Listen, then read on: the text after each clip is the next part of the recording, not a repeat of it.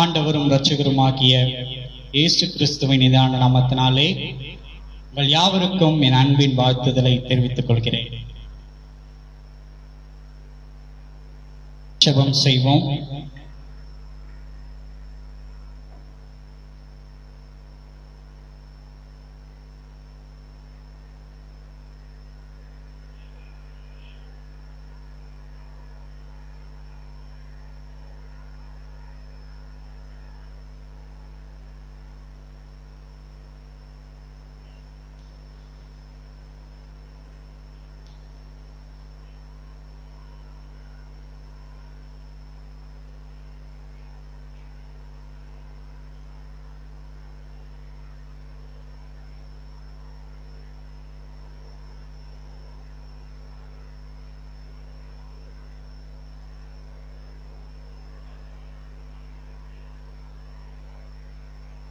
மகிமையுள்ள தேவனே, உம்மை நாங்கள் நன்றியோடு ஸ்தோத்திரிக்கிற கர்த்தாவே, உம்மை துதிக்கிறோம், உம்மை போற்றுகிறோம், உம்மை புகழ்கிறோம். சுவாமி, நீர் எங்களோடு கூட இந்த திருவசனங்களின் நிமித்தமாய் இடைப்படும்படியாய் உம்மை நாங்கள் அழைக்கிறோம். ஆண்டவரே, உம்முடைய வார்த்தைகளை நாங்கள் கேட்பதின் நிமித்தமாய் அந்த வார்த்தைகள் எங்களுடைய வாழ்க்கைக்கு பிரயோஜனமாகவும் உம்முடைய ராஜ்யத்தில் சேர்வதற்கு, உள்ளே பிரவேசிப்பதற்கு எங்களை தகுதியாக்கப்படும்படியாகவும் அந்த வார்த்தைகளை நாங்கள் கடைபிடிக்க, ஏற்றுக்கொள்ள எங்களுடைய மனதை நீர் பக்குவப்படுத்துவீராக. சுவாமி, ஏதோ வார்த்தைகளை கேட்டு அதன்படி நாங்கள் செய்யாமல் கடந்து போகாதபடிக்கு உடைய வார்த்தைகளுக்கு நாங்கள் கீழ்ப்படிதல் உள்ளவர்களாய் காணப்பட நீர் எங்களோடு கூட பேசுவீராக. எங்கள் இருதயங்கள் திறக்கப்படும்படியாய் நீர் பேசுவீராக. அவருடைய கரத்தில் எங்களை முற்றிலுமாய் அர்ப்பணிக்கிறேன். இயேசுவின் மூலம் கேட்கிறோம் ஜீவனுள்ள நல்ல பிதாவே, ஆமென். கிறிஸ்துவுக்குள் அருமையான தேவனுடைய ஜனமே, நாம் இன்றைக்கு தியானிக்கும்படியாய் தெரிந்து கொள்ளப்பட்டதான வேத வசனம் புலம்பல் 3:8. புலம்பல் 3ஆம் அதிகாரம் 8ஆம் வசனம். நாம் தியானிக்கும்படியாய் தெரிந்து கொள்ளப்பட்டதான தலைப்பு, ஏன் ஜெபத்திற்கு பதில் இல்லை? நாம் ஜெபிக்கிறதான ஜெபத்திற்கு ஏன் பதில் இல்லை என்பதை குறித்துதான் நாம் இன்றைக்கு பார்க்க இருக்கிறோம். வாசிக்க கேட்போம். நான் சத்தமிட்டு கூப்பிட்டாலும் என் ஜெபத்துக்கு வழியை அடைத்து போட்டார். என் ஜெபத்திற்கு வழியை அடைத்து போட்டார். கிறிஸ்துவுக்குள் அருமையான தேவனுடைய ஜனமே, இங்கே வசனம் என்ன சொல்லுகிறது? நான் சத்தமிட்டு கூப்பிட்டாலும் என் ஜெபத்திற்கு வழியை அடைத்து போட்டார்.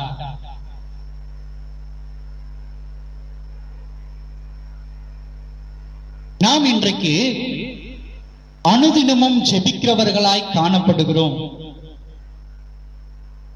அனுதினமும் தேவனிடத்திலே நம்முடைய வேண்டுதல்களையும் விண்ணப்பங்களையும் தேவ சமூகத்துக்கு முன்பதாய் ஜெபிக்கிறவர்களாய் நாம் காணப்பட்டு கொண்டிருக்கிறோம். கிறிஸ்துவுக்குள் அருமையான தேவனுடைய ஜனமே, நம்முடைய ஜெபங்களுக்கு அநேக நேரங்களிலே பதில் கிடைப்பதில்லை. எதற்காக பதில் கிடைப்பதில்லை? ஏன் பதில் நமக்கு கிடைக்கப்படவில்லை என்று நாம் சற்று இந்த வேதத்திலே ஆராய்ந்து பார்ப்போம் என்றால், எடுத்து வாசியுங்கள். இங்கே ஒரு நபர் கூட அவர் செய்ததான ஜெபத்துக்கு, விண்ணப்பத்துக்கு பதில் கிடைக்கவில்லை என்று முறையிடுகிறவராய் காணப்படுகிறார். அவர் யார் என்று நாம் பார்ப்போம். யோபுவின் புஸ்தகம் 30ஆம் அதிகாரம் 20ஆம் வசனம் என்ன சொல்லுகிறது என்று. யோபு 30:20. உம்மை நோக்கி கூப்பிடுகிறேன், நீர் எனக்கு மறு உத்தரவு கொடாதிருக்கிறீர். நீர் எனக்கு மறு உத்தரவு கொடாதிருக்கிறீர். கெஞ்சி இருக்கிறேன், கெஞ்சி இருக்கிறேன். என்மேல் பாரமுகமாயிருக்கிறீர். என்னில் பாரமுகமாய் இருக்கிறீர். என்மேல் கொடூரம் உள்ளவனாகவும் மாற்றினீர். என்மேல் கொடூரம் உள்ளவராக மாற்றினீர். கொடூரம் உள்ளவராக மாற்றினீர். உம்முடைய கரத்தின் வல்லமையால் உம்முடைய கரத்தின் வல்லமையால் என்னை விரோதியாக்கிறீர். என்னை விரோதியாக்கினீர். நீர் என்னை தூக்கி நீர் என்னை தூக்கி என்னை என்னை காற்றிலே பறக்க விட்டு காற்றிலே பறக்க விட்டு என்னை பயத்தினால் உருகி போக பண்ணுகிறீர். என்னை பயத்தினால் உருகி போக பண்ணுகிறீர். சகல ஜீவாத்மாக்களுக்கும் சகல ஜீவாத்மாக்களுக்கும் குறிக்கப்பட்ட தாபரமாகிய மரணத்துக்கு என்னை ஒப்பு கொடுப்பீர் என்று அறிவேன். மரணத்துக்கு என்னை ஒப்பு கொடுப்பீர் என்று அறிவேன். போதும். கிறிஸ்துவுக்குள் அருமையான தேவனுடைய ஜனமே, இங்கே யோபு சொல்லுகிறதான காரியம் என்ன? உம்மை நோக்கி கூப்பிடுகிறேன், நீர் எனக்கு மறு உத்தரவு கொடாதிருக்கிறீர். கெஞ்சி நிற்கிறேன், என் மேல் பாராமுகமாய் இருக்கிறீர் என்று தேவனை நோக்கி கதறுகிற மனிதனாய் காணப்படுகிறான். அவனுடைய கதறுதல் என்னவாய் காணப்படுகிறது? அவனுடைய கதறுதல், அவன் எப்படி கதறுகிறவனாய் காணப்படுகிறான்? தேவனே, ஆண்டவரே, நான் உம்மை கூப்பிடுகிறேன், நீர் எனக்கு மறு உத்தரவை கொடுக்க மாட்டேன்றீரே. நான் கெஞ்சுகிறேன், நீர் என் முகத்தை பாராமல் இருக்கிறீரே. எதற்காக ஆண்டவரே என்று யோபு என்ன பண்றான்? யோபு என்ன பண்றான்? தேவனிடத்திலே முறையிடுகிறவனாய் காணப்படுகிறான், கேட்கிறவனாய் காணப்படுகிறான். கிறிஸ்துவுக்குள் அருமையான தேவனுடைய ஜனமே, பல நேரங்களில் கூட நாம் ஜெபித்து விட்டு தேவனிடத்திலே கேட்கிறதான காரியங்கள் ஒருவேளை நமக்கு கிடைக்கப்படவில்லை என்றால் உடனே நாம என்ன பண்றோம்? தேவனிடத்துல எப்படி கேட்கிறோம்? ஏன் ஆண்டவரே, நான் கேட்கறது மட்டும் எனக்கு எதுவுமே நீங்க செய்ய மாட்டேன்றீங்கன்னு சொல்லிட்டு நம்ம முறுமுறுக்கிறவர்களாய் காணப்படுகிறோம். தேவனை நோக்கி கேட்கிறவர்களாய் காணப்படுகிறோம். அவங்க எல்லாம் கேட்கிறாங்க, அவங்க எல்லாம் பெற்றுக்கொள்றாங்க. நான் கேட்பதை மாத்திரம் நீர் எனக்கு ஏன் கொடாமல் போகிறீர் என்பதை நாம் முறுமுறுத்து கேட்கிறவர்களாய் காணப்படுகிறோம். யோபு கூட பாத்தீங்கன்னா அவனுக்கு என்ன நேரிடுகிறது? அவனுடைய சரீரம் முழுவதும் வியாதியின் நிமித்தமாய் அவன் என்ன பண்ணப்பட்டிருக்கிறான்? பாதிக்கப்பட்டிருக்கிறான். எதற்காக அந்த பாதிப்பு அவனிடத்துல வந்தது? பிசாசானவன் நிமித்தமாய் தேவனாகிய கர்த்தர் என்ன பண்றாரு? சோதிக்கும்படியாக அனுமதிக்கிறார். பிசாசு பூமி எங்கும் உலாவி விட்டு தேவனுடைய சமூகத்துக்கு முன்பதாய், தேவனுக்கு முன்பதாய் அவன் சென்றபோது தேவனாகிய கர்த்தர் கேட்கிறார், என்னப்பா நீ எங்கிருந்து வர அப்படின்னு கேட்கும் பொழுது, நான் பூமி எங்கும் சுற்றி உலாவிக் கொண்டு விட்டு வருகிறேன் என்று அவன் முறையிடுகிறான். அப்படி சொல்லும் பொழுது இங்க கவனிங்க, அவர் சொல்லுகிறதான ஒரு காரியம் என்ன? நீ பூமி எங்கும் உலாவி விட்டு வந்தபடியினாலே என் தாசனாகிய, நல்லா நீங்க கவனிக்கணும், அவர் என்ன சொல்றார்? தேவனாகிய கர்த்தர், என் தாசனாகிய யோபுவை நீ கண்டாயோ? என்ன பண்றாரு? அவர் என்ன சாட்சி கொடுக்கிறாரு? என் தாசனாகிய யோபுவை நீ கண்டாயோ என்று யோபுவுக்கு பிசாசுவினிடத்திலே சாட்சி கொடுக்கிற தேவனாயிருக்கிறார். கொஞ்சம் நல்லா யோசிச்சு பாருங்க. தேவன் யோபுவுக்கு பிசாசுனிடத்திலே சாட்சி கொடுக்கப்படும் பொழுது பிசாசுக்கு உடனே என்ன தோணுது? பிசாசுக்கு என்ன தோணுது? என்னடா இது, என் தாசனாகிய யோபுவா? அப்போ என்னை காட்டிலும் அவன் உயர்ந்தவனா? என் மகிமையை காட்டிலும் தேவனிடத்திலே அவன் உயர்த்தப்பட்டவனா? இப்ப பார்வை, பிசாசனுடைய பார்வை யார் பக்கமாக திருப்பப்படுகிறது? யோபுவின் பக்கமாய் திருப்பப்படுகிறது. எது நிமித்தமாக? தேவன் யோபுவுக்கு சாட்சி கொடுத்தது நிமித்தமாக. தேவன் யோபுவுக்கு சாட்சி கொடுத்தது நிமித்தமாக பிசாசுவின் பார்வை யோபுவினிடத்திலே திருப்பப்படுகிறது. உடனடியாக அவன் கொடுக்கிறதான பதில் என்ன? என்ன ஆண்டவரே, நீங்க போயிட்டு யோபுவுக்கு சாட்சி கொடுக்குறீங்க? அவனை நீங்க நல்ல வசதியா வச்சிருக்கிறதுனாலதான் அவன் உத்தமனும் நீதிமானாய் காணப்படுகிறான்.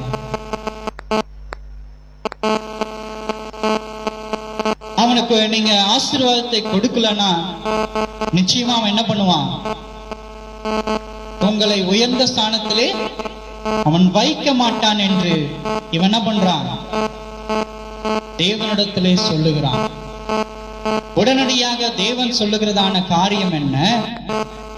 இல்லப்பா, என் தாசனாகி யோபு எனக்கு உண்மை உள்ளவனாயிருக்கிறான், அவன் நீதி உள்ளவன், அவன் நியாயஸ்தன். ஆகவே நீ என்ன பண்ண?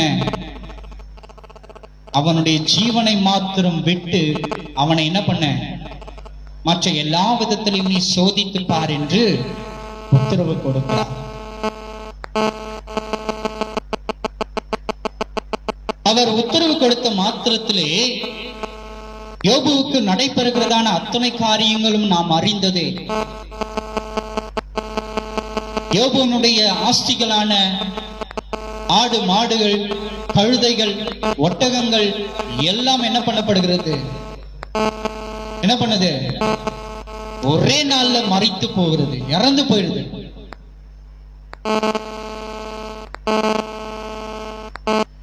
கொஞ்சம் நல்லா யோசிச்சு பாருங்க.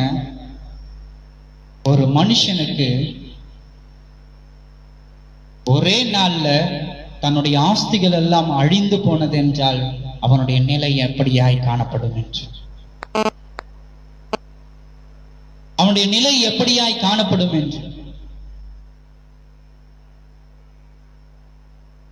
அதோடு மட்டும் போல அடுத்தது அவனுடைய பிள்ளைகள் எல்லாம் மரித்து போகிறார்கள்.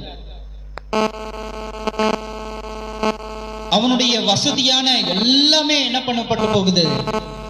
அவனை விட்டு போகிறது. அவனுடைய சரீரம் முழுவதும் வியாதியின் நிமித்தமாய் யாருமே அவனை தொட முடியாத அளவுக்கு, யாருமே அவன் கிட்ட வந்து பேச முடியாத அவளுக்கு, எல்லோராலும் அவன் வெறுத்து ஒதுக்கப்படுகிறதான ஒரு மனிதனாய் மாறி போகிறான். எல்லோராலும் அவன் வெறுத்து தனிமைப்படுத்தப்படுகிறதான ஒரு மனிதனாய் மாறி போகிறான் இந்த யோபு. அப்படிப்பட்ட நேரத்தில் கூட யோபு தேவனிடத்திலே வேண்டுதல் செய்யப்படும் பொழுது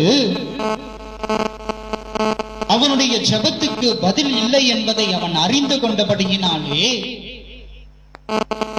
அவனுடைய வேண்டுதலுக்கு தேவனுடைய கரத்திலிருந்து தயவு கிடைக்கப்படவில்லை என்பதை அவன் தெரிந்து கொண்டபடியினாலே அவன் சொல்லுகிறதான காரியம் என்ன?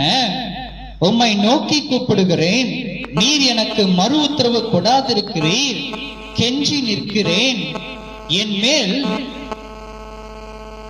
பாராமுகமாய் இருக்கிறீர் என்று தேவனை நோக்கி கதறுகிற ஒரு யோபுவாய் காணப்படுகிறார்.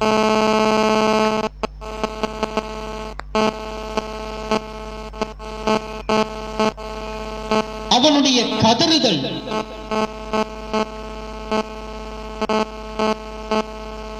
ஏன் அவன் அவ்வாறாய் கதற வேண்டும்?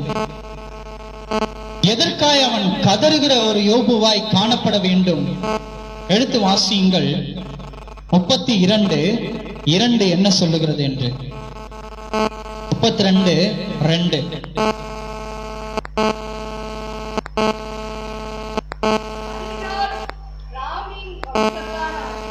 அதனால் ராமின் வம்சத்தானாகிய பூசியானாகிய பாரகேலின் குமாரன் எலிகூவுக்கு கோபம் உண்டது. யோபு தேவனை பார்க்கிலும் தன்னைத்தான் நீதிமானாக்கினதின் நிமித்தம் அவன் மேலும்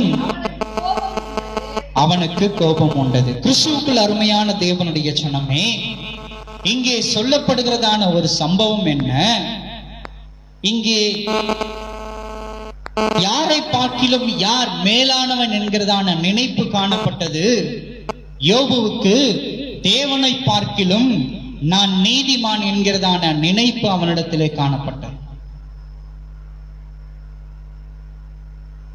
அவனிடத்துல என்ன காணப்பட்டது? என்ன காணப்பட்டது?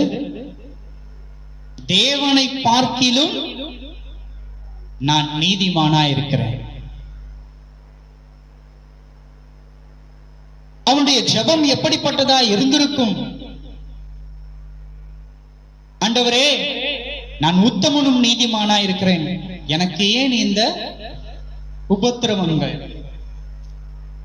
ஆண்டவரே, நான் உண்மையும் உத்தமம் உள்ளவனாய் காணப்படுகிறேன், எனக்கு ஏன் இந்த வியாதி? எனக்கு ஏன் இந்த பாடு?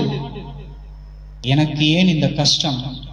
மனிதர்கள் நிமித்தமாய் வெறுத்து ஒதுக்கப்படுகிறதான நிலையில் நான் இருக்கிறேனே. அவனுடைய ஜெபம் எப்படிப்பட்டதா இருக்குது?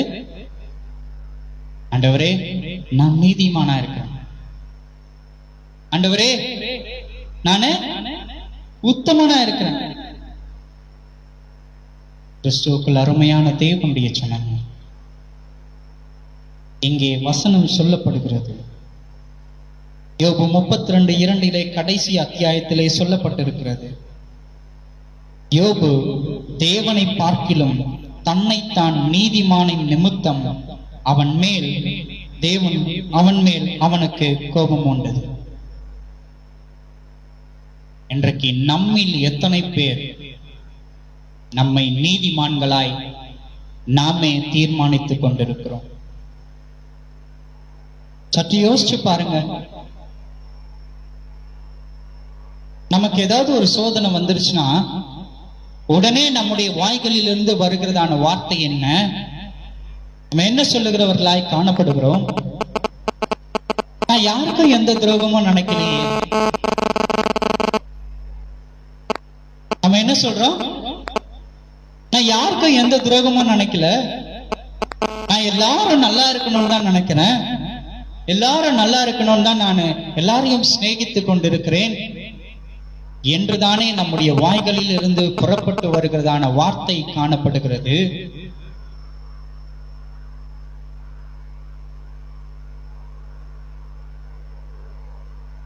இங்கே யோபுவுக்கு கூட இதே நினைப்பு தான். தன்னை நீதிமான் என்று அவன் நினைத்து கொண்டிருந்தபடியினான் இந்த யோபுவை போல நாமும் தன்னை நீதிமான் என்று மற்றவர்களிடத்திலே நாம் நம்மை உயர்வாய் காண்பித்துக் கொண்டிருக்கிறபடியினால், உங்களுக்கு புரியுதா?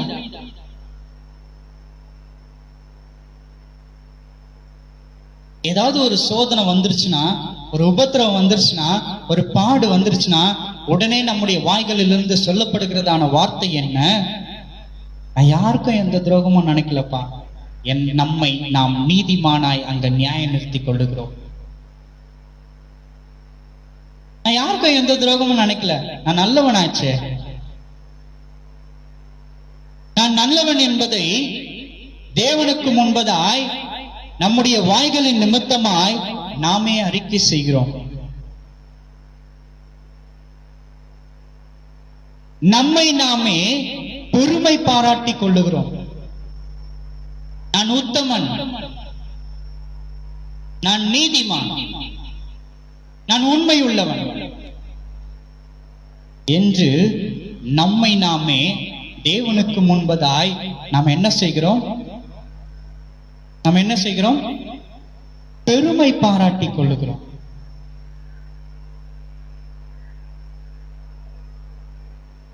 அப்படி பெருமை பாராட்டுவதன் நிமித்தமாகத்தான்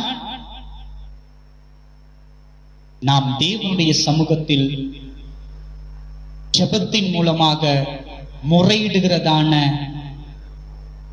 அந்த வேண்டுதல்களுக்கு பதில் கிடைப்பதில்லை.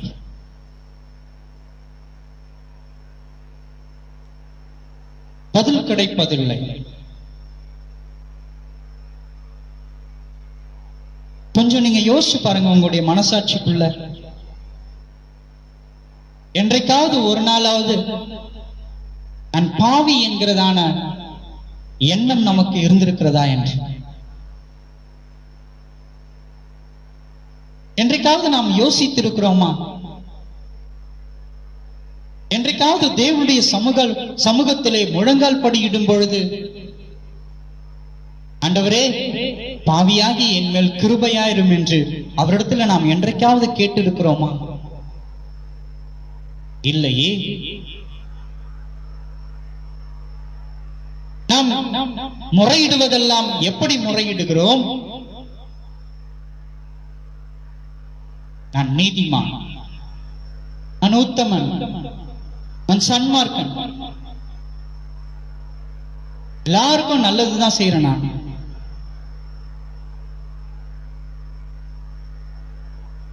எல்லாருக்கும் நல்லது நான் செய்யறபடினால ஆண்டவரே கடவுளே என்னை எப்படி வச்சுக்கோ, நல்லபடியா வச்சுக்கோன்னு தானே நம்ம ஜெபிக்கிறோம்.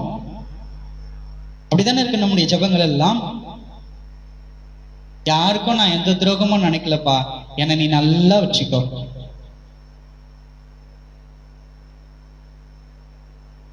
தேவனுக்கு முன்பாய் நம்மை நாமே பெருமை பாராட்டிக் கொள்ளுகிறோம். ஏன் நம்முடைய ஜெபங்களுக்கு பதில் கிடைப்பதில்லை? ஜெபத்திலே தேவனுக்கு முன்பாய் நம்மை தாழ்த்துவதற்கு பதிலாக நம்மை தாழ்த்துகிறோம் என்று நினைத்து கொண்டு நம்மை நாமே பெருமை பாராட்டுகிறபடியினாலே யோபுவை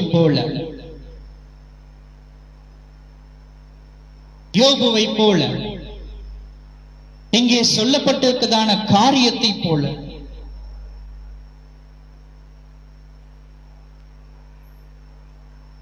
இன்றைக்கு நம்மை பார்த்து கூட தேவனாகிய கர்த்தர் கோபமுள்ளவராய் காணப்படுகிறார். எதற்கு எடுத்தாலும் நாம பெருமைப்பட்டுக் கொண்டிருப்பதனால்.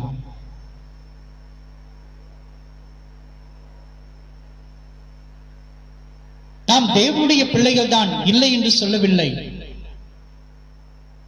தேவனாகிய கர்த்தரே யோபுவுக்கு சாட்சி கொடுக்கிறார். என்னவென்று? என் தாசனாகிய யோபு என்று. நமக்கு கூட அவர் சாட்சி கொடுக்க உண்மையுள்ள தேவனாய் இருக்கிறார், என் பிள்ளை என்று. அதில் எந்தவித மாற்று கருத்தும் இல்லை. ஆனால் யோபுவினிடத்திலே காணப்பட்டதான அந்த பெருமை இன்றைக்கு நம்மிடத்திலேயும் காணப்படுகிறது. எதை குறித்ததான பெருமை? உலகத்தை குறித்து அல்ல. நான் நீதிமான் என்கிறதான பெருமை. கிறிஸ்துவுக்குள் அருமையான தேவனுடைய ஜனமே,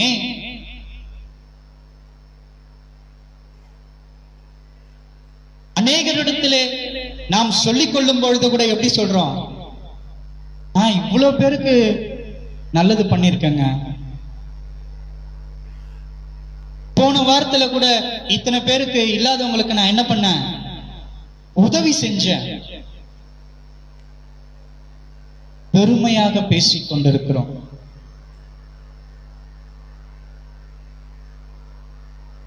பெருமை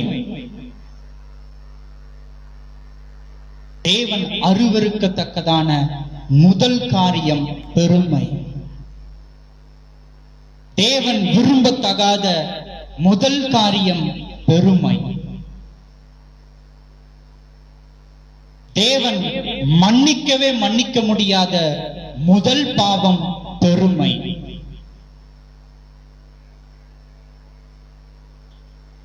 நாம என்னதான் தேவனுடைய பிள்ளைகளாய் இருந்தாலும் சரி,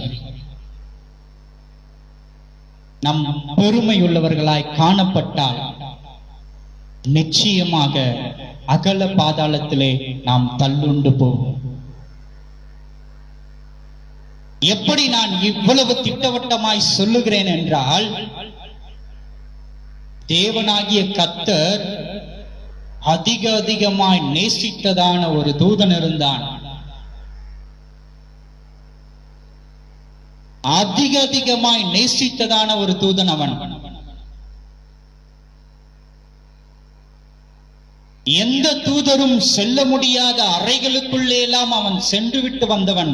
தேவனோடு கூட யாரும் அறியப்படாத ரகசியங்களை எல்லாவற்றையும் தேவன் நேசித்தபடியினாலே முக்கியமான ரகசியங்கள் எல்லாம் அறிந்து கொண்டவன் அந்த தூதன். அப்படிப்பட்டதான உயர்ந்த இடத்திலே வைக்கப்பட்டிருந்ததான தூதன் தன் பெருமையின் நிமித்தமாய், தன் பெருமையின் நிமித்தமாய் தேவனாகிய கர்த்தர் அவனை தள்ளுண்ட பண்ணினான்.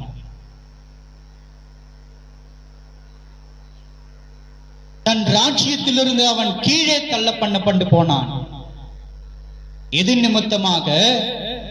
அவனுடைய பெருமையின் நிமித்தமாக. தேவனாகிய கர்த்தர் சுட்டி காட்டின பொழுது, அவர் சுட்டி காட்டுகிறார் என்று அவன் தன்னை தாழ்த்த மனமில்லாதபடியினாலே, தன் பெருமைக்கு அவன் இணங்கினபடியினாலே, வேறு வழியே இல்லாமல் தேவனாகிய கர்த்தர் எந்த அளவுக்கு அவனை நேசித்து எந்த அளவுக்கு அவனை உயர்வான இடத்தில் வைத்திருந்தாரோ அந்த இடத்திலிருந்து கூட என்ன பண்ணிட்டாரு? உயர்வா வச்சுட்டு இருந்த இடத்துல இருந்து அவனை தாழ பண்ணி போட்டார். அவனுக்கே அந்த நிலைனா, அவனுக்கே அந்த நிலைனா நமக்கு எந்த நிலைன்ட்டு நீங்களே யோசிச்சுக்கோங்க. ஏன் இன்றைக்கு பெருமை என்கிறதான ஒரு காரியம் மனிதனிடத்திலே விசாலமாய் காணப்படுகிறது. எதற்கெடுத்தாலும் பெருமை, எந்த காரியத்தை எடுத்தாலும் பெருமை, எல்லாத்துக்கும் பெருமைப்படுறது. தன் படிப்பின் நிமித்தமாய் பெருமை. நான் இவ்வளவு படிச்சிருக்கேன் தெரியுமா, இன்னும் இவ்வளவோ படிச்சுட்டே போயிட்டு இருக்கேன் தெரியுமா, என்னை காட்டிலும் ஞானவான் யாரும் இல்லை என்கிறதான பெருமை.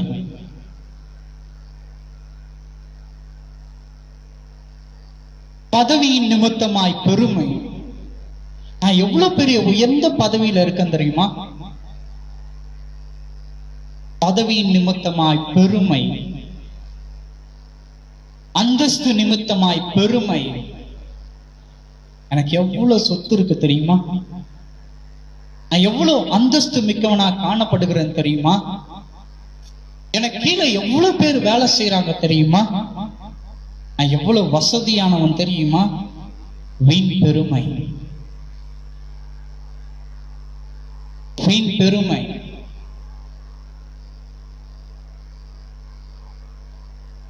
நான் எப்படிப்பட்டவன் தெரியுமா,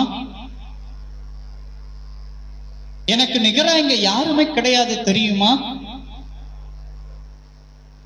கிறிஸ்துவுக்குள் அருமையான தேவனுடைய சனம், நம்மிடத்தில் பெருமை காணப்பட்டது என்றால் தேவன் அருவருக்கிற காரியமாய் காணப்படுகிறது.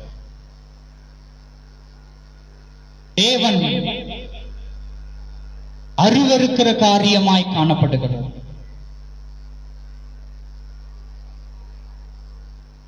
இன்றைக்கு இன்றைக்கு எத்தனையோ ஊழியர்கள் கூட பெருமை என்கிறதான வலையிலே சிக்கிக் கொண்டவர்களாய் காணப்படுகிறார்கள். நான் எவ்வளவு பெரிய ஊழியக்காரன் தெரியுமா? என் சபைக்கு, என் கூட்டத்துக்கு எவ்வளவு ஜனங்க வராங்க தெரியுமா?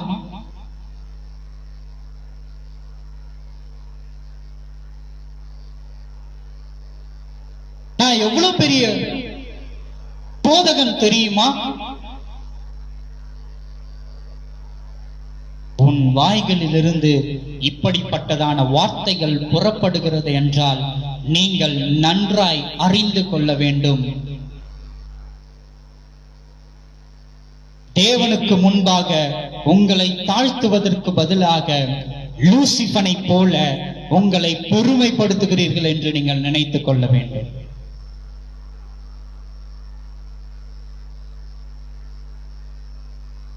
வீண் பெருமை,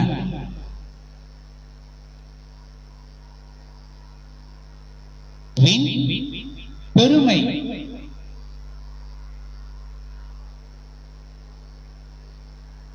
இன்னைக்கு எத்தனையோ ஊழியங்கள் பெருமையின் நிமித்தமாய் வேறு திசையாய் போய்கொண்டிருக்கிறது. தேவனை நோக்கி பார்க்காமல் வேறு விதமாய் தேடி ஓடிக்கொண்டிருக்கிறது.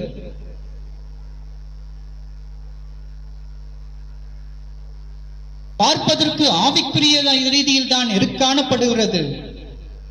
ஆனால் உள்ளே காணப்படுவது என்ன? பெருமை. யோபுவினிடத்திலே காணப்பட்டது போல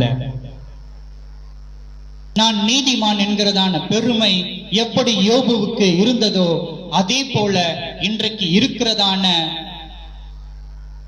எத்தனையோ ஊழியர்களிடத்திலும் விசுவாசிகளிடத்திலும் பெருமை காணப்படுகிறது. நான் நீதிமான் என்கிறதான பெருமை.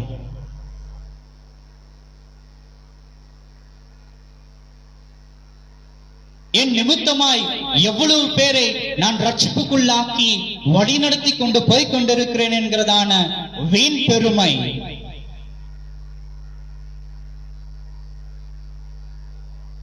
கிறிஸ்துவுக்குள் அருமையான தேவனுடைய ஜனமே, எடுத்து வாசியுங்கள்.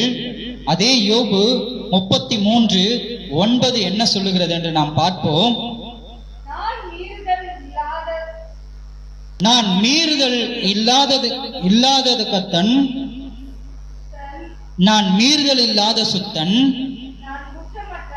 நான் குற்றமற்றவன், என்னில் அக்கிரமம் இல்லை. இதோ என்னில் அவர் குற்றம் பிடிக்க பார்க்கிறார், என்னை தமக்கு சத்ருவாக எண்ணிக்கொள்ளுகிறார். கிறிஸ்துவுக்குள் அருமையான தேவனுடைய ஜனமே, இங்கே யோபு சொல்லுகிறான், நான் மீறுதல் இல்லாத சுத்தன், நான் குற்றமற்றவன், என்னில் அக்கிரமம் இல்லை என்று. என்னில் குற்றமற்றவன் இல்லை என்று அவன் சொல்லுகிறதான காரியத்தை நீங்கள் நோக்கி பார்க்க வேண்டும். அவன் சொல்லுகிறதான காரியத்தை நீங்கள் நோக்கி பார்க்க வேண்டும். அவன் என்ன சொல்லுகிறான்? தன்னை பெருமை பாராட்டி கொள்ளுகிறான். எவ்விதமாய் அவன் பெருமை பாராட்டி கொள்ளுகிறான்? நான் மீறுதல் இல்லாத சுத்தன் என்று. இன்றைக்கு நம்மில் பல பேர் யோபுவை போலத்தான், நான் குற்றம் செய்யாதவன், நான் பாவம் செய்யாதவன், நான் நீதிமான் என்று நமக்கு நாமே என்ன பண்ணி கொண்டிருக்கிறோம்? பெருமை பாராட்டி கொண்டிருக்கிறோம். நான் எந்த பாவத்தையும் செய்யவில்லை என்று, நான் எந்த பாவத்தையும் தொடவில்லை என்று, நான் எந்த பாவத்துக்குள்ளகவும் உட்படவில்லை என்று தன்னைத்தானே என்ன பண்ணிக் கொள்ளுகிறோம்? நாம் பெருமைப்பட்டு கொண்டிருக்கிறோம். இந்த யோபுவை போல சொல்லுகிற காரியம் பாருங்க. நான் குற்றமற்றவன், என்னில் அக்கிரமம் இல்லை, இதோ என்னில் அவர் குற்றம் பிடிக்க பார்க்கிறார். தேவனை நாம் என்ன பண்றோம்? தேவனை நாம் என்ன பண்றோம்? குற்றப்படுத்துகிறவர்களாய் காணப்படும். கிறிஸ்துவுக்குள் அருமையான தேவனுடைய ஜனமே, ஒரு கட்டத்துல நாம என்ன சொல்றோம்? சொல்லுங்களேன், நாம என்ன சொல்றோம்? ஒரு கட்டத்துல கடவுளையே நாம் குற்றப்படுத்துகிறோம். என்ன குற்றப்படுத்துறோம்? எல்லாருக்கும் நான் நல்லது தாங்க செய்யறேன், ஆனா இந்த கடவுள் என்னை ஏன் தான் பாவியா வச்சுக்கிறாரோ தெரியலையே.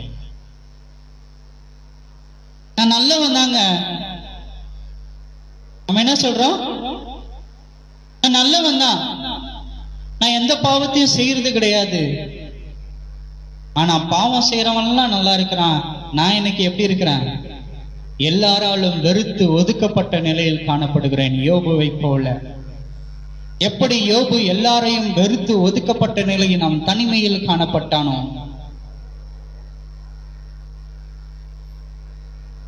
அவனுடைய தனிமையில் காணப்பட்ட நிலையில் கூட அவன் என்ன யோசிக்கிறான்? நான் நீதிமானாய் இருக்கிறேன், நான் சுத்த இருதயம் உள்ளவனாய் காணப்படுகிறேன், ஆனால் தேவன் என்னை எப்படி பார்க்கிறார்? குற்றப்படுத்தும்படியாகவே பார்க்கிறார். இன்னைக்கு நம்மில் பல பேர் கூட நம்ம அதான் நினைச்சிட்டு இருக்கோம். என்ன நினைச்சிட்டு இருக்கோம்? நான் நல்லவங்க, நான் எந்த பாவமும் செய்யறது கிடையாது, ஆனா கடவுள் என்னை ஏன் குற்றவாளியாவே பார்க்கிறார் என்பதை நான் தெரியலன்னு சொல்லிட்டு நம்ம சொல்றோம். பெருமை. இன்றைக்கு நடைபெறுவதான அநேக ஊழியங்கள் கூட இப்படிப்பட்டதான பெருமையில் தான் காணப்படுகிறது. என்ன பெருமையில் காணப்படுகிறது?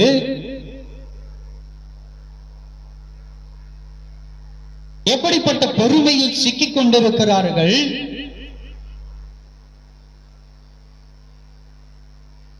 நான் இவ்வளோ ஆத்மாவை சம்பாதிச்சிருக்கிறேன், இத்தனை ஆத்மாவும் நான் சம்பாதித்தது, நான் பெற்றெடுத்தது. பெருமை. கிறிஸ்துவுக்குள் அருமையான தேவனுடைய ஜனமே, வசனம் சொல்லுகிறது, நீங்கள் என்னை தெரிந்து கொள்ளவில்லை, நான் உங்களை தெரிந்து கொண்டேன் என்று ஆண்டவராகிய இயேசு கிறிஸ்து சொல்லுகிறார். அன்புக்குரிய தேவனுடைய ஜனமே,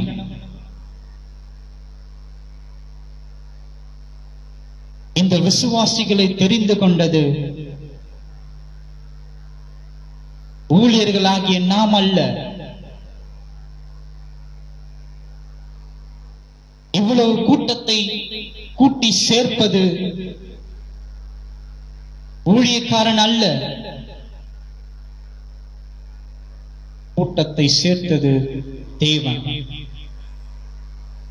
அவர் தெரிந்து கொண்ட ஜனங்கள் தான் இங்கே சேர்க்கப்பட்டிருக்கிறார்கள் என்கிறதான எண்ணம் நமக்கு இருக்க வேண்டும்.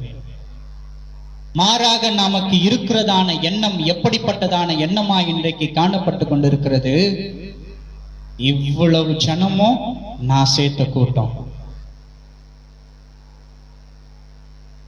நான் சுவிசேஷம் சொல்லி ரட்சிக்கப்பட்டதான ஜனங்கள் இவர்கள். ஒரு காரியத்தை நீங்க நன்றாய் அறிந்து கொள்ள வேண்டும். ஜனங்களுடைய இருதயத்தை தேவன் திறக்காவிட்டால் ஒருவரை கூட நம்மால் ரட்சிப்புக்கு நேராய் வழிநடத்த முடியாது. தெரிந்து கொண்டவர் நாம் அல்ல, அவர் என்கிறதான நினைப்பு நம்மிடத்திலே காணப்பட வேண்டும். அப்படி அந்த பொறுமை இல்லாமல் இருந்தால் மாத்திரம்தான் நாம் ஜெபிக்கிறதான ஜெபத்துக்கு உடனடியாக பதில் கிடைக்கப்படும். நம்மிடத்திலே இது நான் உருவாக்கின ஊழியம், எனக்கு இத்தனை கிளை சபைகள் உண்டு, இத்தனை கிளை சபைகளிலேயும் இவ்வளவு கூட்டம் என்கிறத உண்டு என்கிறதான பெருமை இருக்கிறதே, இந்த பெருமை காணப்படும் பொழுது எப்படி ஜெபங்களுக்கு பதில் கிடைக்கும்? சற்று நீங்கள் ஆழ்ந்து சிந்திக்க வேண்டும். ஆதி திருச்சபையில் காணப்பட்டதான அற்புத அடையாளங்கள் எல்லாம் இன்றைக்கு இருக்கிறதான திருச்சபைகளிலே காணப்படவில்லையே? ஏன்? நம்மிடத்திலே எழும்புகிறதான ஒரு கேள்வி.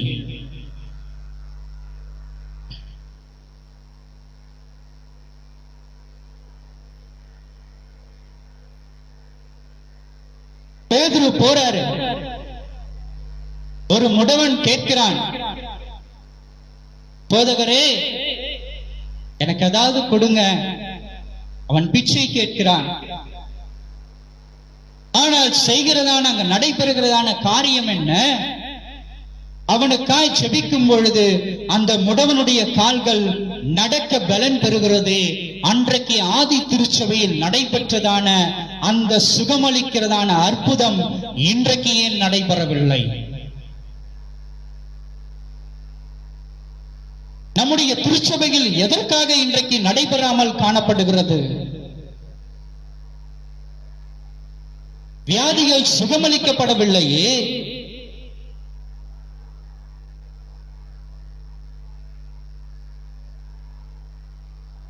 கஷ்டங்கள் தீர்க்கப்படவில்லையே. காரணம் என்ன? ஒவ்வொருவருடைய இருதயத்திலும் காணப்படுகிறதான பெருமை.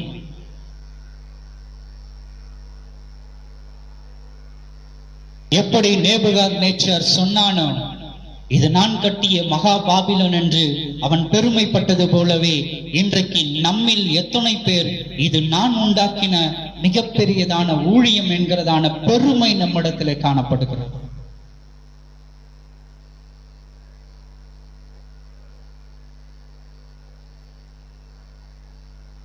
யாருமே மறுக்கவே முடியாது, இல்லை என்று உங்களால் சொல்ல முடியாது. நேபுகாத்நேச்சரிடத்திலே காணப்பட்டதான அந்த பெருமை இன்றைக்கு ஒவ்வொருடைய உள்ளத்திலேயும் காணப்பட்டுக் கொண்டிருக்கிறது. இது நான் உண்டாக்கினதான என் திருச்சபை என்று, இது நான் தெரிந்து கொண்டதான என் விசுவாசிகள் என்று. கிறிஸ்துவுக்குள் அருமையான தேவனுடைய சனம், இது எத்தனை ஒரு வேதனை அளிக்கக்கூடிய காரியம், ஒரு வருத்தத்தை அளிக்கக்கூடியதான காரியம். ஏன் ஆதி திருச்சபையில் நடைபெற்றதான அற்புத அடையாளங்கள், சுகங்கள் எதுவும் இப்பொழுது நடைபெறவில்லை? என்றைக்காவது சிந்தித்தது உண்டா? என்றைக்காவது யோசித்தது உண்டா? அதற்காக பாரப்பட்டுதான் ஜெபித்தது உண்டா? நம்முடைய ஜெபங்கள் எல்லாம் எப்படிப்பட்டதாய் காணப்படுகிறது? நிறைய ஆத்மா வேணும். ஏன் நிறைய ஆத்மா வேணும்? நிறைய ஆத்மா கிடைச்சா நிறைய காணிக்க வரும். அதுதான் ஒரே ஒரு நோக்கம். பெருமை. யாருக்கும் ஆத்மாவை குறித்ததான பாரமே இன்றைக்கு இல்லை. அப்போஸ்தலனாகிய பவுல் பாரத்தோடு பல தேசத்துக்கு சுற்றி திரிந்தவராய் காணப்பட்டார். அன்றைய நாட்களிலே நடைபெற்றதான அற்புத அடையாளங்கள் ஏராளம் ஏராளம்.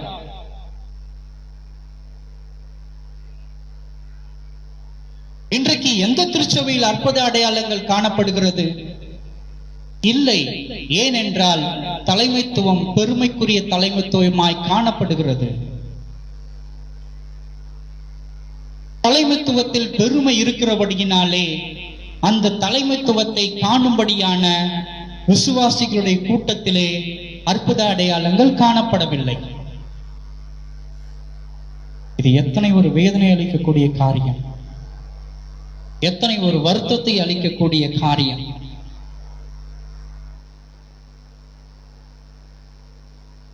கிறிஸ்துவுக்குள் அருமையான தேவனுடைய சனம், எடுத்து வாசியுங்கள். அதே யோபு 37:22, 37:22. ஆகாய மண்டலத்திலே பிரகாசிக்கிற சூரியன் முதலாய் ஒருவரும் நோக்கி பார்க்க கூடாதே. தேவனிடத்திலோ தேவனிடத்திலோ பயங்கரமான மகத்துவம் உண்டு. இங்கே சொல்லப்பட்டதான காரியம் என்ன? ஆகாய மண்டலத்திலே பிரகாசிப்பிக்கிற சூரியனை முதலாய் ஒருவனும் நோக்கி பார்க்க கூடாதே.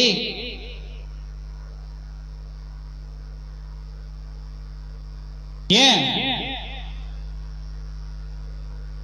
தாழ்மை நம்மிடத்திலே காணப்பட வேண்டும். தேவனுக்கு நிகரானவன் ஒருவனும் இல்லை என்கிறதான எண்ணம் நம்மிடத்திலே எப்பொழுதும் இருக்கப்பட வேண்டும்.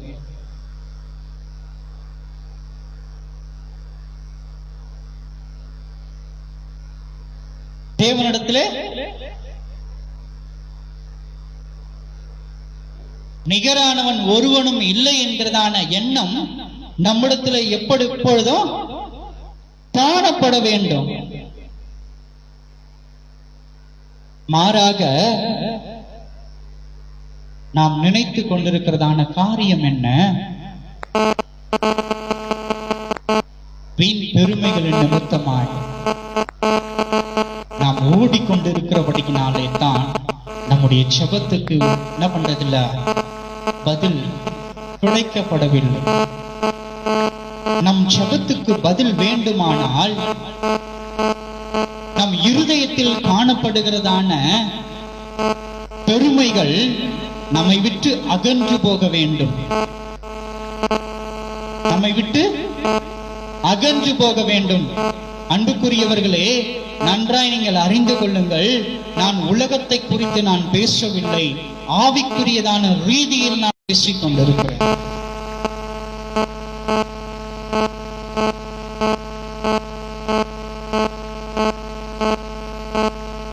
அன்றைக்கு பேதுரு ஜெபித்த பொழுது கிடைக்கப்பட்டதான சுகம் ஏன் இன்றைக்கு ஜெபத்துக்கு பதில் இல்லை? அன்றைக்கு ஜெபித்ததான அப்போஸ்தலர்கள் செய்ததான எத்தனையோ அற்புதங்கள் இன்றைக்கு ஏன் நடைபெறவில்லை? காரணம், நம் இருதயத்திலே பெருமை இருக்கிறபடியினாலே நாம் வேண்டிக் கொள்ளுகிறதான வேண்டுதலுக்கு என்ன இல்லை? பதில் இல்லை. என்ன இல்லை? பதில் இல்லை. யோபுவினிடத்திலே கூட நான் நீதிமான் என்கிறதான பெருமை அவனிடத்திலே காணப்பட்டது. அவனிடத்திலே உலகப்பூர்வமான பெருமை அல்ல, ஆவிக்குரியதான பெருமை அவனிடத்திலே காணப்பட்டபடியினாலே தேவன் என்ன பண்ணாரு?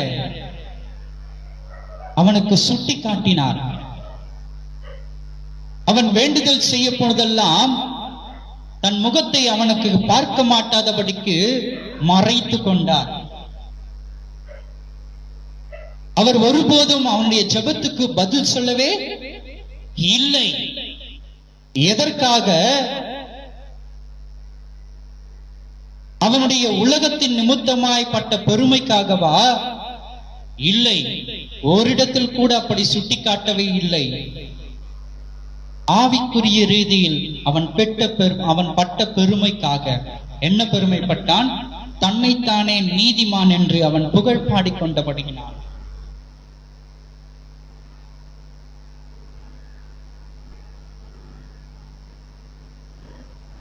நன்றாய் யோசித்துக் கொள்ளுங்கள். நம்முடைய காரியம், நம்முடைய ஜெபம் எப்படிப்பட்டதாய் காணப்படுகிறது? ஏன் நம்முடைய ஜெபத்துக்கு பதில் கிடைக்கப்படவில்லை என்று நமக்குள் இருக்கிறதான ஆவிக்குரிய பெருமைகள் நம்மை விட்டு அகன்று போனால் மாத்திரம்தான் தேவனாகிய கர்த்தர் அவர் என்ன பண்ணுவார்? நமக்கு நேராய் தன் முகத்தை திருப்ப வல்லமை உள்ளவராய் காணப்படுகிறார். அடுத்து வாசிங்க 42:3. 42:3 பாருங்க. இந்த இடத்துல தன்னுடைய தவறு என்ன என்பதை யோபு உணர்ந்தபடியினால் அவன் பட்ட அந்த பெருமை தப்பு என்று அவன் உணர்ந்து தேவனிடத்தில் அவன் எப்படி அறிக்கை செய்கிறான்? படிங்க. அறிவில்லாமல் ஆலோசனையை மறைக்கிற இவன் யார்? ஆகையால் நான் எனக்கு தெரியாததையும் என் புத்திக்கு எட்டாததையும் நான் அறியாததையும் அளப்பினேன் என்றேன். கிறிஸ்துவுக்குள் அருமையான தேவனுடைய ஜனமே, இங்கே யோபு சொல்லுகிறதான காரியம், என் புத்திக்கு எட்டாததையும் எனக்கு அறியாததையும் என்ன செய்த நானே, என்ன பண்ண நானே, அளப்பினேன், சொன்னேன். அவனுடைய அறிவுக்கு என்ன எட்டல, அவனுடைய புத்திக்கு என்ன எட்டல, தன்னை தாழ்த்த வேண்டும் என்கிறதான ஒரு அறிவுக்கு அவனுக்கு எட்டாத காரியமாய் இருந்தபடியினாலே அவன் சொன்னதான காரியம் என்ன, நான் நீதிமான் என்று அவன் தன்னை பிரகடனப்படுத்திக் கொள்ளுகிறான். இன்றைக்கு நம்மில் எத்தனை பேர் தேவனுக்கு முன்பாய் நம்மை பிரகடனப்படுத்திக் கொள்ளுகிறவர்களாய் காணப்படுகிறோம்? நான் நீதிமான், நான் உத்தமன் என்று. என் நிமித்தமாய் இத்தனை விசுவாசிகள் ரட்சிக்கப்பட்டிருக்கிறார்கள் என்று. இந்த யோபுவை போல, அவன் சொன்னதை போல என் அறிவுக்கு எட்டவில்லை, நான் அறியாததை அளப்பினேன் என்று அவன் ஒத்துக்கொண்டதை போல இன்றைக்கு ஒவ்வொரு ஊழியர்களும் போதகர்களும் சுவிசேஷகர்களும் ஒத்துக்கொண்டால் நிச்சயமாக நான் சொல்லுகிறேன், நீங்கள் ஒவ்வொருவரும் மனம் திரும்பும் காலத்தில், மனம் திரும்பும் நேரத்தில் எழுப்புதல் துவக்கப்படும் என்று. அல்லேலூயா, அல்லேலூயா. எழுப்புதலுக்காய் செபித்துக் கொண்டிருக்கிற ஒவ்வொருவருக்கிடத்திலும் நான் சொல்லிக்கொள்ள கடமைப்படுகிறேன். நமக்குள் இருக்கிறதான பெருமை நம்மை விட்டு அகலாத வரைக்கும் ஒரு பொழுதும் இந்திய தேசத்தில் எழுப்புதல் வரவே வராது என்று திட்டவட்டமாய் நான் சொல்லிக் கொள்ளுகிறேன். வீண் பெருமை, நம்மிடத்துல வீண் பெருமை. நேபுகாத்நேச்சர் சொன்னது போல, நான் கட்டிய மகாபாபிலோன்,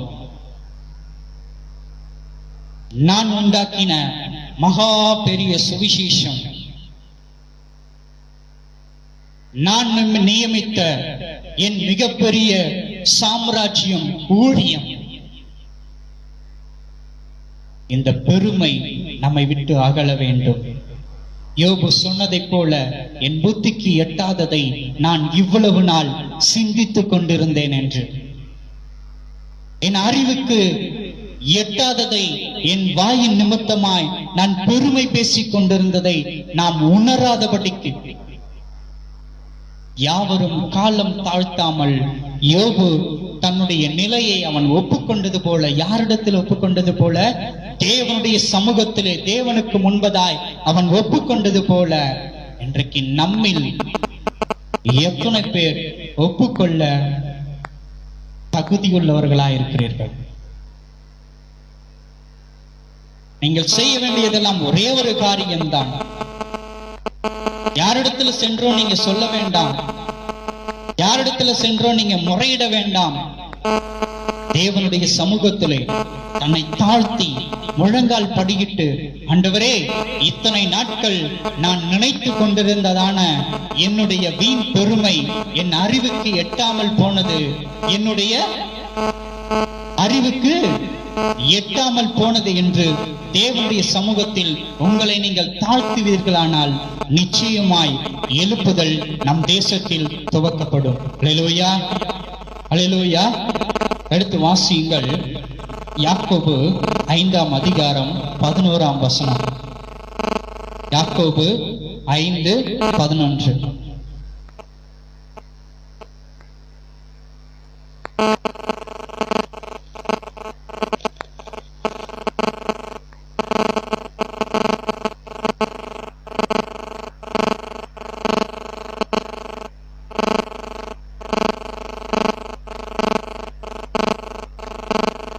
5:11.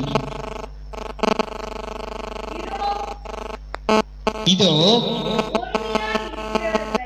பெருமையா இருக்கிறவர்களை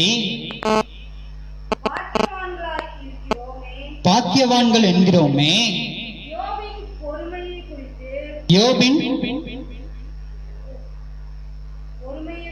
பொறுமையை குறித்து கேள்விப்பட்டிருக்கிறீர்கள். கர்த்தருடைய செயலின் முடிவையும் கண்டிருக்கிறீர்கள். கர்த்தர் மிகுந்த இரக்கமும் ஒருக்கமும் இரக்கமும் உள்ளவராய் இருக்கிறாரே. கிறிஸ்துவுக்குள் அருமையானவர்களே, இங்கே வசனம் சொல்லுகிறது, இதோ பொறுமையா இருக்கிறவர்களை பாக்கியவான்கள் என்கிறோமே. யோபின் பொறுமையை குறித்து கேள்விப்பட்டிருக்கிறீர்கள். கர்த்தருடைய செயலின் முடிவையும் கண்டிருக்கிறீர்கள். கர்த்தர் மிகுந்த உருக்கமும் இரக்கமும் உள்ளவராய் இருக்கிறாரே. கிறிஸ்துவுக்குள் அருமையான தேவனுடைய ஜனமே, நாம் பொறுமையுள்ளவர்களாய் நம்முடைய பொறுமையை தேவனுடைய சமூகத்திலே முறையிடும் பொழுது அவர் நம் மீது எப்படிப்பட்டவராய் காணப்படுகிறார்? இரக்கமும் மன உருக்கமும் நிறைந்தவராய் காணப்படுகிறார். நீங்க நன்றாய் ஒரு காரியத்தை அறிந்து கொள்ள வேண்டும். யோபு சொன்னது, என் புத்திக்கு எட்டாததும் என் அறிவுக்கு அறியாததையும் நான் அளப்பினேன் என்று அவன் ஒத்துக்கொண்டதை போல நாமும் நம்முடைய பொறுமையை தேவனுக்கு முன்பதாய் நாம் ஒத்துக்கொண்டோமானால் அவர் நம் மீது இரக்கமும் மன உருக்கமும் நிறைந்தவராய் நம்மை விடுதலையாக்கி என்ன பண்ணுவார்? நம் ஜெபங்களுக்கு பதில் கொடுக்க வல்லமை உள்ள தேவனாயிருக்கிறார்.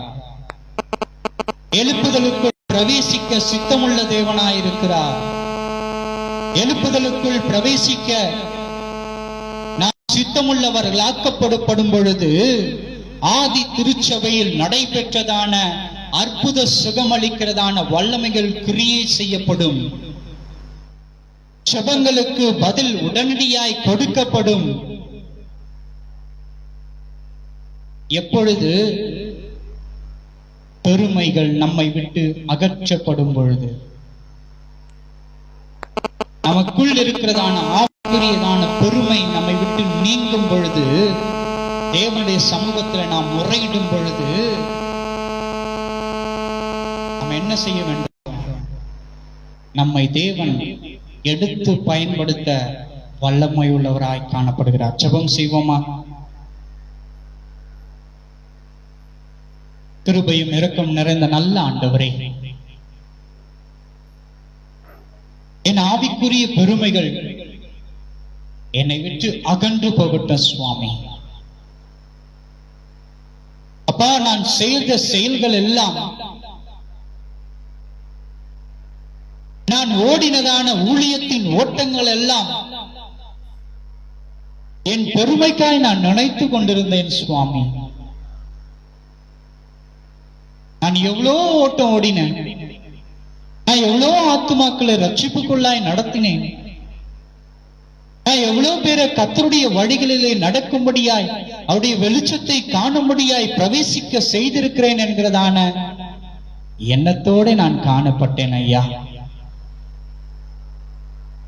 நான் அல்ல, நீர் தெரிந்து கொண்டபடியினாலே அவைகளை என்னால் செய்ய முடிந்தது என்று நான் இப்பொழுது உணர்ந்து கொண்டேன் சுவாமி.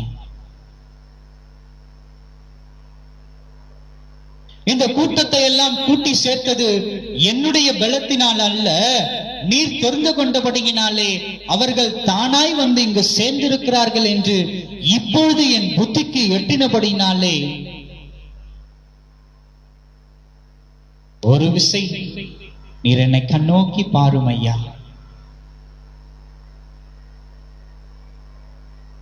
என் மனக்குமுறலை நீர் கேட்டருளுவீராக சுவாமி. ஆதி திருச்சபை எப்படி காணப்பட்டதோ அப்படியே இக்கால திருச்சபைகளும் காணப்படும்படியாய் ஒரு எழுப்புதல் எங்களுக்குள்ளே கடந்து வரட்டும் சுவாமி. கடைசி காலத்தின் ரட்சிப்பின் எழுப்புதல் கடந்து வரட்டும் ஆண்டவர். எங்களுடைய மனங்கள் எல்லாம் மாற்றப்போகிறாக. எங்களுடைய பொறுமைக்குரியதான காரியங்களை எல்லாம் எங்களுடைய முதுகுக்கு பின்னால் நாங்கள் தூக்கி எறிகிறோம் ஆண்டவர். எங்களுக்கு ஒரு விடுதலையை தாங்க. எப்பொழுது யோபுவுக்கு புத்திக்கு எட்டியதோ, அவனுடைய அறிவுக்கு உணர்ந்தப்பட்டதோ, அப்பொழுது நீர் அவனை ஆசீர்வதித்தீர் என்று நாங்கள் வேதத்தில் வாசிக்கிறோம் சுவாமி. இப்பொழுது எங்களுடைய புத்திக்கு எட்டினது சுவாமி. ஏன் இவ்வளவு கால தாமதம் எங்களுடைய எழுப்புதலுக்கு என்று, எங்களுடைய எழுப்புதல் ஏன் இன்னும் வரவில்லை என்று எங்களுடைய புத்திக்கு எட்டியப்பட்டது தகப்பன. எங்களுடைய வீண் பெருமை நிமித்தமாய் கால தாமதமாகிக் கொண்டிருப்பது என்பதை நாங்கள் உணர்ந்து கொண்டபடியினால் உடைய பாதபடத்திலே நாங்கள் எங்கள் தாழ்த்துகிறோம் ஐயா.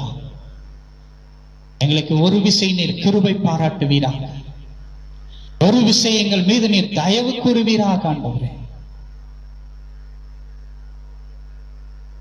என் தேசத்தில் ஒரு எழுப்புதல் காணப்படட்டும் ஐயா. எங்கள் ஜெபங்களுக்கு ஒரு பதிலை நீர் கொடுப்பீராக சுவாமி. யோபு சொன்னதை போல என் ஜெபத்துக்கு பதில் தராதவராய் உம்முடைய முகத்தை காணப்படாதபடிக்கு, மறைத்துக் கொள்ளாதபடிக்கு உம்முடைய முகத்தை நாங்கள் காணும்படியாய் என் ஜெபத்துக்கு நீர் பதில் கொடுப்பீராக, நீர் பதில் கொடுப்பீராக.